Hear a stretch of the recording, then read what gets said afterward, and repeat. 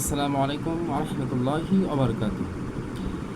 সুপ্রিয় দর্শক মণ্ডলী, আমার পিছনে যে ছেলেটাকে দেখতে পাচ্ছেন, ইনি আজকে আমাদের মসজিদে আসছিলেন।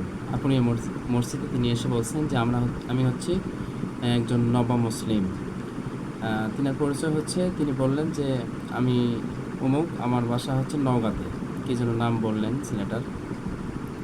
এরপরে বললেন যে আমার কাছে কোনো টাকা পয়সা নেই, আমার কাছে একটা শুধু পরনের লুঙ্গি আছে, লুঙ্গি পর্যন্ত আর নেই, এবং আমি ঢাকাতে যাব, এই ঢাকা যাওয়ার কোনো টাকা আমার কাছে নেই।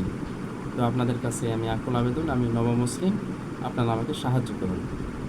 আমি ইসলাম ধর্ম গ্রহণ করছি, ইউটিউবে আমার কিছু তথ্য আছে, ইত্যাদি কথা বলে তিনি আমাদেরকে বিমোহিত করেছেন। এবং যখন তিনি বক্তব্যগুলো দিলেন, তখন আমিও তার বক্তব্য শুনে খুব বিমোহিত হলাম, এবং খুব মানে আবেগী ভাষায় তিনি কথাগুলো বললেন, এবং সকলে সে কথাগুলো বিশ্বাস করে সে অনুপাতে তাকে প্রত্যেকে সাধ্যমতো দান করলো, অনেকে বাসা থেকে নিয়ে আসলো। এবং আমি মনে করলাম, সেই সময় আমার মনে পড়ে গেল যে আবদুল্লাহ জুলবাজুদ্দাইন রাদিয়াল্লাহু তাআলা আনহু, তিনি যখন ইসলাম ধর্ম গ্রহণ করে আসলেন, তখন তার সাথে ছিল মাত্র লুঙ্গি, এছাড়া আর কিছু ছিল না। তো এই ছেলেটার সাথেও একটা লুঙ্গি ছিল পরনে, আর সে বলছে যে আমার কাছে আর কিছু নাই।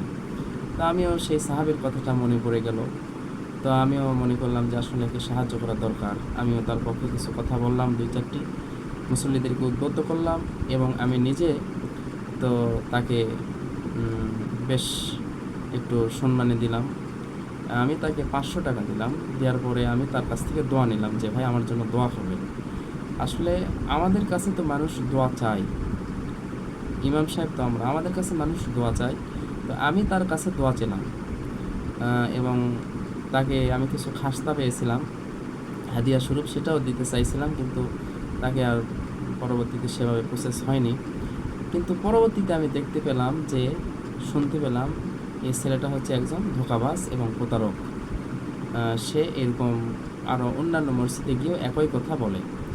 তো এর পাশাপাশি আমার এক মুসল্লি তাকে সুন্দরভাবে এসে তাকে বলল যে আমি আপনাকে গাড়িতে তুলে, মানে অনেক পরে, এটা টাকা পয়সা ওঠানোর পরে শেষ পর্যায়ে, তা আপনাকে আমি টিকিট কেটে ঢাকাতে পাঠাচ্ছি। তো সে সাথে সাথে যেতে চাইলো না। তখন আমার মনে কিছুটা একটু সন্দেহ আসলো, তারপরেও আমি মনে করলাম হয়তো কোনো সমস্যা থাকতে পারে।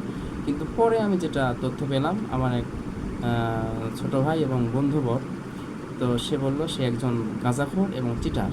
তো সুতরাং এই সমস্ত ধোঁকাবাজ এবং চিটার থেকে আপনারা সতর্ক থাকবেন। আল্লাহ তাআলা আমাদেরকে এই সমস্ত ধোঁকাবাজ থেকে হেফাজত করুন। রাসূল পাক সাল্লাল্লাহু আলাইহি ওয়াসাল্লাম বলেছেন, মুসলিম শরীফে হাদিস নাম্বার সম্ভবত 102, মান গশ্বানা ফালাইসা মিন্না, যে ব্যক্তি আমাদেরকে ধোঁকা দেয়, যে ব্যক্তি আমার উম্মাতকে ধোঁকা দেয়, যে ব্যক্তি কোনো মুসলমানকে ধোঁকা দেয়, সে আমার উম্মাত নয়।